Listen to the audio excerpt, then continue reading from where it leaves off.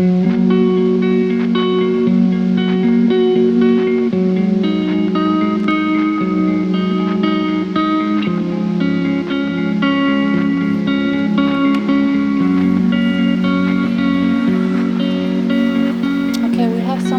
of them I have to look up.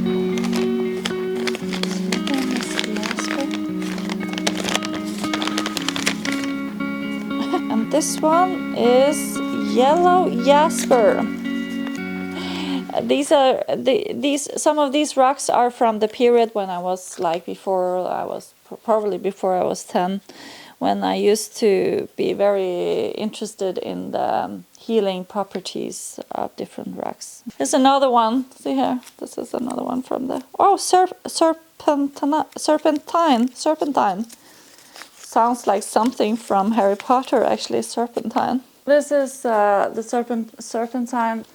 Yeah, it has been used since ancient times to guard against diseases and sorcery. Sorcery! Yeah, yeah, so I was right about Harry Potter. Yeah, okay.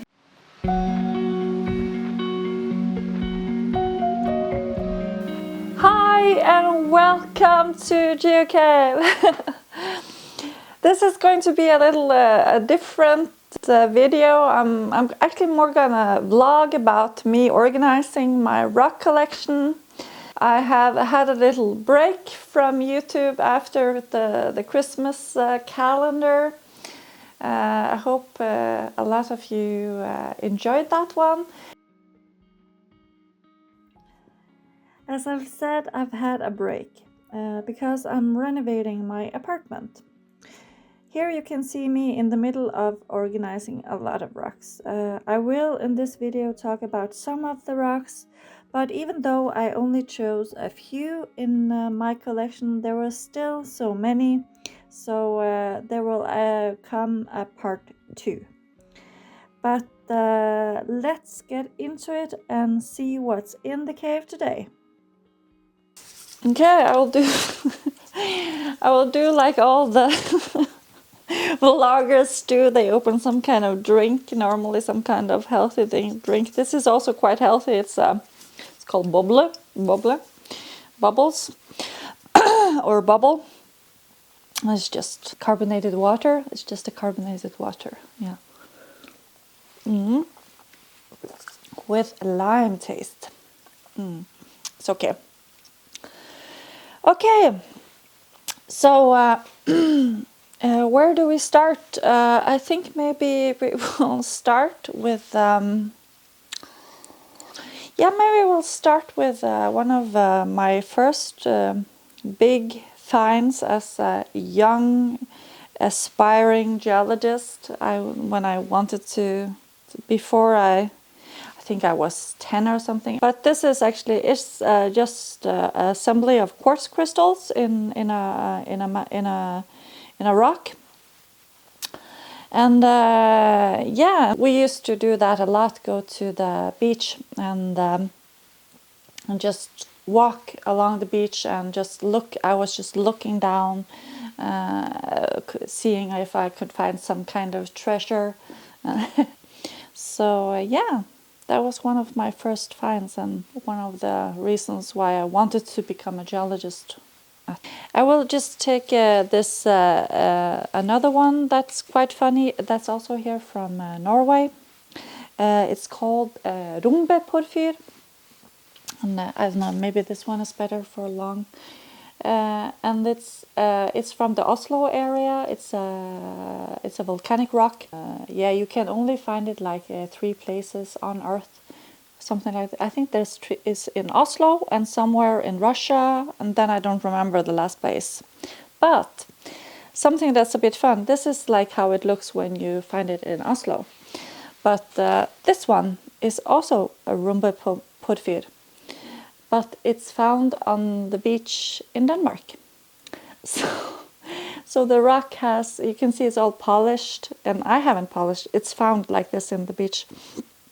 It's traveled through the ocean from Norway down to Denmark. So yeah, so that's quite fun. Rocks travel. So maybe we will look at, yeah, we can talk about this. Oh yeah, fettsten. It's like oily rock. It's called, if you translate it directly from Scandinavian to English, fettsten. This one is where's the other one? Oh, here. Yeah, I don't know. This is fettsten, and you can. It's like what is it used for? Like if you've seen the the most popular movie on IMDb. What is it called? What is it? It's about this guy who is in prison for murdering his wife and her love. Rain. Anyways, he carves in. He's in prison for many years for he claims that he's not guilty, but anyways, he's in prison then, and then he finds this this kind of rock on the courtyard, and he carves a little chess players with this rock because it's so soft. It's not. It doesn't have a very hardness as much as, for example, quartz. So it's very soft. You can carve it quite easily. So yeah, that's one of the qualities of this this rock. And this one, yeah, you can see here is the crystallized version of it. And this one I found in Kazakhstan when I was there. This is like how it looks when it's not crystallized. It's like, and you can almost feel it. It has this oily feel to it. You can feel it on it. It's like it's like have an oily feel. And yeah, so let's check this one out. This is also a rock that I stumbled upon in Kazakhstan. Anyways, it's hemorrhit in Norwegian. I'm not sure what it's called in English, but it's a mineral that's found in the area where there's zinc, where there is possible to find zinc. Yeah, and we were just out and about in the fields, like in the mountains, and we stumbled upon this rock. So yeah, it was quite fun. But Kazakhstan, you may wonder how I ended up in Kazakhstan, and it's actually.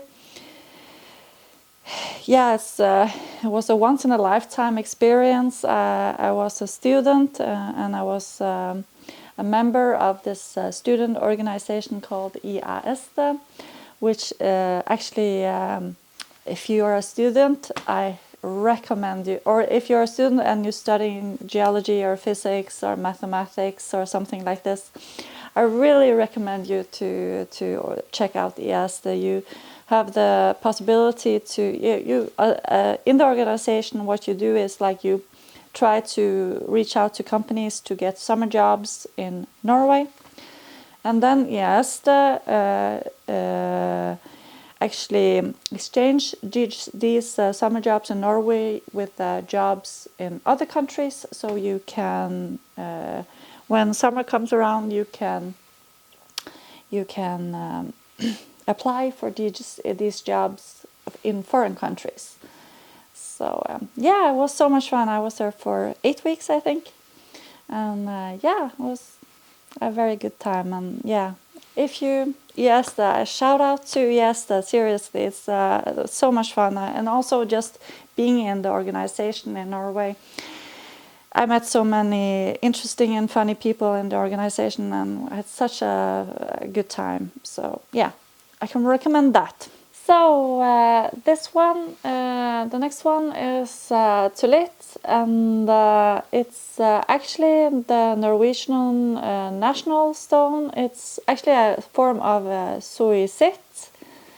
So yeah, it's found. It was first found. It's I think that the first time they found this rock was in Telemark in Norway.